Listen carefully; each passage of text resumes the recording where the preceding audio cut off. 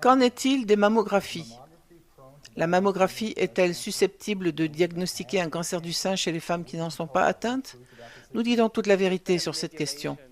Il y a eu une manipulation de la science et un phénomène très dangereux appelé surdiagnostic, qui a réellement touché des millions de femmes au cours des 30 dernières années, en particulier en ce qui concerne le cancer du sein.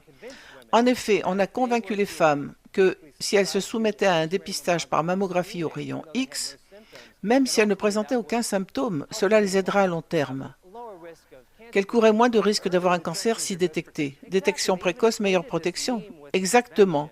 Ils ont un mème pour cette prévention, alors qu'en fait, vous exposez vos seins à un type de rayonnement connu pour avoir un risque plus élevé de causer un cancer du sein. En particulier si vous êtes porteuse de mutations génétiques BCRA1 et 2 qui inquiètent tant les gens parce qu'elles vous empêchent de vous protéger contre les dommages induits par les radiations. Ainsi, selon une étude récente publiée dans le New England Journal of Medicine au cours des 30 dernières années aux États-Unis, le surdiagnostic a permis de diagnostiquer le cancer du sein à un stade précoce chez 1,3 million de femmes qui, techniquement, n'ont jamais eu de cancer susceptible de causer des dommages. C'est ce qu'on appelle le carcinome canulaire in situ, ou cancer de stade 0, que l'on a assimilé à un véritable cancer, ce qui, nous le savons maintenant, n'est pas le cas.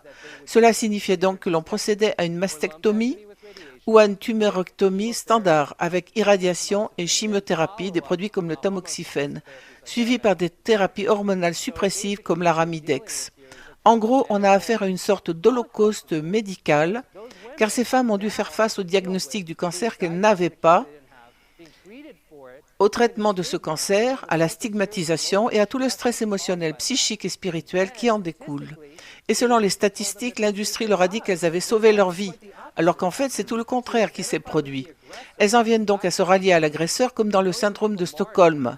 Et des millions de personnes participent aux marches de sensibilisation sans réaliser que ces entreprises les financent et gagnent de l'argent avec les médicaments.